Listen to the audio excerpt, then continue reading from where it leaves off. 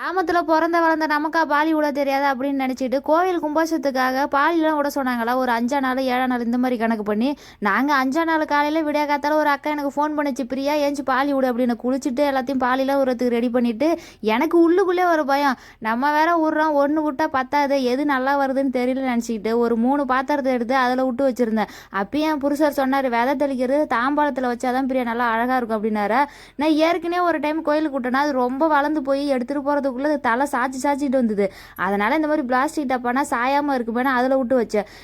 Poly உரத்தில் நவதானியம் எல்லாமே கலந்துருக்கும். ஒவ்வொரு விதையும் முளையிறதுக்கு கொஞ்சம் குறிப்பிட்ட டைம் எடுத்துக்கொள்ள நாங்கள் வந்து ஒரு 3 பாத்திரத்தில் பாலி விட்டுருந்தோம். 2 டப்பாவில் நான் விட்டுட்டு ஒரு டப்பாவில் நீங்கள் உங்கள் கையால் விடுங்க எப்படி விதை முளைக்குதுன்னு பார்க்கணும். பார்த்தா அது என்ன ஆச்சுன்னா கூறினாதான் 2ஆவது நாள் 3ஆவது நாள் தான் என்னுடைய புருஷர் விட்ட அந்த பாத்திரத்தெல்லாம் பாலி சூப்பராக எல்லாமே நெருங்க முளைஞ்சிருந்தது.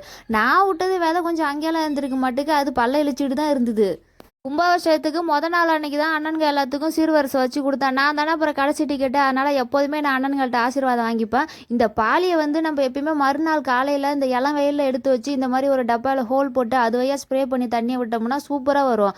அப்புறம் சாயந்தரம் ஆனதும் கொஞ்சம் நேரம் வெயில் எடுத்து வைக்கணும்னு அம்மா சொல்லுவாங்களா, அதை மாதிரியே பண்ணினேன். எப்படி பார்த்தாலுமே வந்து என்னுடைய கணவர் விட்ட அந்த பாலி டப்பா தான் நல்லா பார்க்கறதுக்கு அழகாக சூப்பராக வந்துருந்தது. சீர்வரிசைலாம் வச்சு கொடுத்துட்டு அங்கேருந்து அண்ணி எல்லாமே ஒன்றாவே வந்துட்டோம். ஏன்னா சனிக்கிழமை ஈவினிங் போல் தான் வந்து யாகசாலையை சுற்றி இந்த பாலையெல்லாம் கொண்டு வைக்க சொன்னாங்களா, நாங்களுமே கொண்டு வச்சு விட்டுட்டோம். நான் வந்து விட்டுருந்ததுனால அப்படியே அதை கொஞ்சம் எடுத்துகிட்டு போகிறதுக்கு டப்பாலாம் வெயிட்டாக இருந்துச்சு.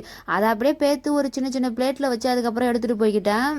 கோவில் ஃபெஸ்டிவல் அன்னைக்கு இந்த தலையா கடல் அலையா அப்படின்னு சொல்லுவாங்கள்ல திருச்செந்தூரில், அந்த மாதிரி அந்த அளவுக்கு தான் கோவிலை சுற்றி க்ரௌடு நின்றுது. நம்ம ஊர் கோவிலில் அவ்வளோ கூட்டம் வந்திருந்தாங்க. சுத்துப்பட்டு கிராமத்துலேருந்து எல்லாருமே வந்திருந்தாங்க. கோவில் கும்பாபிஷேகம்லாம் ரொம்ப சிறப்பாக முடிஞ்சுது.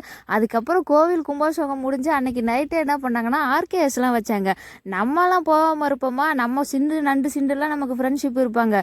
என் புருஷர் கூடலாம் போக மாட்டோம். இந்த நண்டு சிண்டுலாம் ஒரு கூட்டம் எனக்கு ஃப்ரெண்ட்ஸ் இருக்கும். அவங்கள கூட தான் சேர்ந்துட்டு போயிட்டு உக்காந்துக்கிட்டு எல்லாத்தையும் இதெல்லாம் பார்த்து என்ஜாய் பண்ணிட்டு வருவோம்.